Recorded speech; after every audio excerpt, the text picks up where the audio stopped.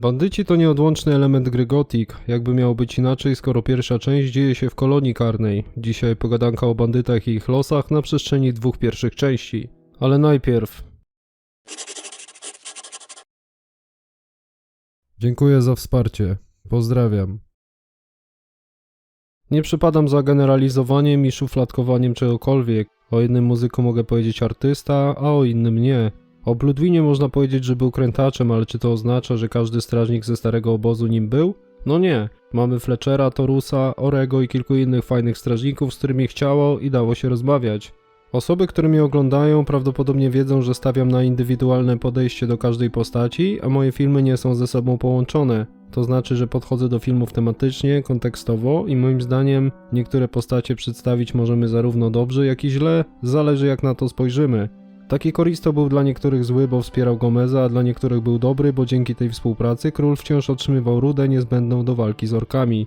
To wszystko zależy od tego, jak na to spojrzymy. Podobnie jest z dzisiejszym tematem i bandytami. Wiemy z intro do Gothica 1, że ludzie byli zsyłani do kolonii karnej nawet za drobne przewinienia. To znaczy, że pod barierą byli zarówno mordercy i najgorsze szumowiny społeczne, jak i osoby, które na przykład działały politycznie na szkodę króla, czy osoby, które dopuściły się jakiegoś drobnego przewinienia i nie były w żadnym stopniu związane z przestępczym półświadkiem. Tak zwani bandyci trafiali więc do kolonii karnych, gdzie musieli obcować z najgorszym społecznym sortem i mogli albo wziąć się za porządną robotę, albo dalej żyć w prosty sposób, na przykład napadając na konwoje. Rąk do pracy brakowało w każdym obozie i to też definiowało, kto jakim jest człowiekiem, czy ktoś zajął się myślistwem, jak dajmy na to Drax, lub kowalstwem jak Huno, czy wolał iść na łatwiznę i rabować innych kolonistów z ich ciężko zarobionej rudy.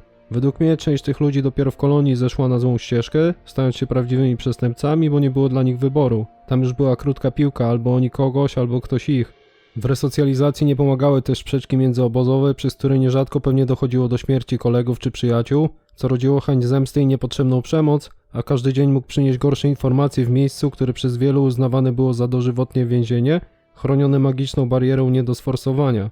Każdy musiał dbać o swoją pozycję, jeśli nie był na tyle sprytny, by stać się wpływowym, to robił to w brutalny sposób, jednak na każdego cwaniaka znajdzie się cwaniak, czego przykładem jest bezimienny i jego grupa tzw. przyjaciół.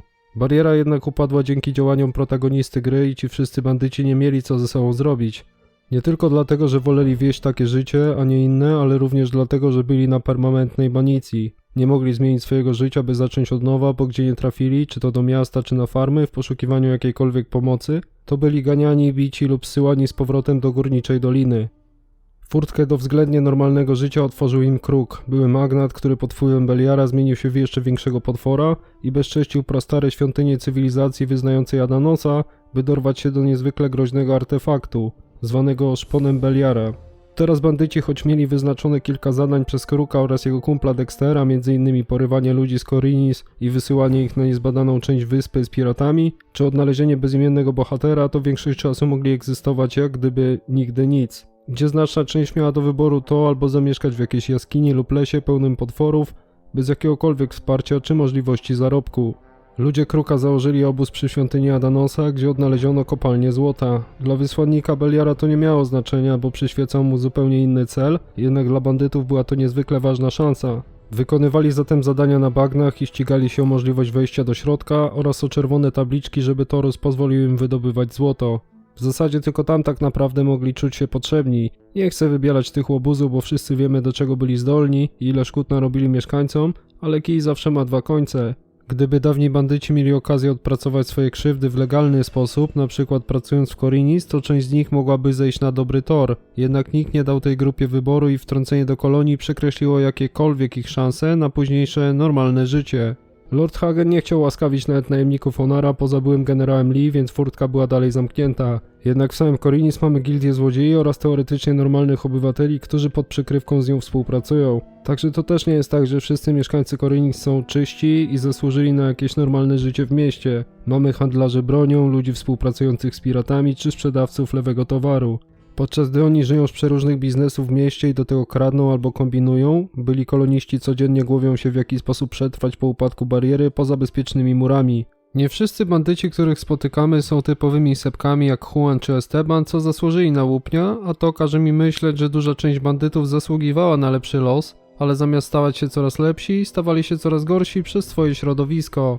Podejmowali głupie decyzje bardzo często z powodu strachu przed Krukiem lub więzieniem. Na drodze bezimiennego spotkaliśmy również kilku fajnych bandytów, wśród których część znaliśmy z kolonii. Nie były to postacie złe czy moralnie szare, a raczej postacie, które płacą każdego dnia za swoją przeszłość i które muszą żyć w środowisku pełnym patusów. Myślę, że wygodniej byłoby takiemu Huno zająć się kowalstwem w mieście, choćby dla paladynów, czy Fiskowi zająć stanowisko na targu w Korinis, mieć normalną chatę i w miarę stabilne życie, ale o tym w ogóle nie było mowy.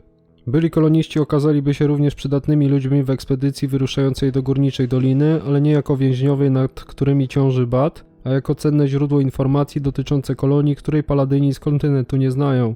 Na przykład taką rolę odgrywał zesłany tam z powrotem Diego, ale gdyby ci ludzie próbowali się z nim jakoś dogadać, a nie zmusić go do pomocy, to może historia wyglądałaby inaczej. Wtedy jednak musieliby chcieć współpracować z ludźmi króla, a większość miała do niego żal, że za przestępstwa trafiła pod barierę, nie widząc w tym w ogóle swojej winy.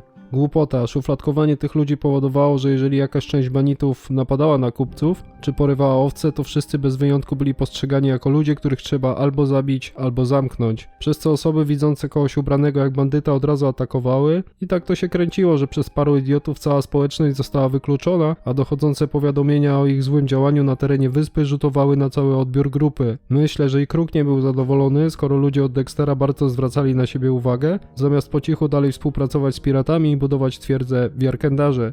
Byli bandyci zamiast iść ślepo za sługą Beliara, mogliby także podpiąć się do ludzi Lee, a wiemy, że kilku byłych szkodników jak Cifer czy Buster tak właśnie zrobiło i nadal kręcili lody, tylko że na farmie Onara pod przykrywką najemników. Podsumowując tę moją pogadankę, która nie jest jakąś analizą, a luźnymi przemyśleniami, myślę, że gdyby część byłych bandytów dostała szansę na normalne życie, to by z niej skorzystała i zapłaciła za błędy swojej przeszłości. Jednak w tym przypadku trafienie pod barierę okazało się elementem, który przypieczętował ich smutny los. Jedynie garstka ludzi, jak dajmy na to Milten, stworzyła sobie pod barierą możliwości na normalne życie po jej upadku, a reszta obrała drogę, która była ich przekleństwem. I nie było nikogo, kto powstrzyma tę machinę i bezsensowną walkę. Dajcie znać, co sądzicie o bandytach, czy wszystkich do wora i do jeziora, czy raczej warto by było dać im drugą szansę. A ja już się z wami żegnam, więc trzymajcie się. Cześć!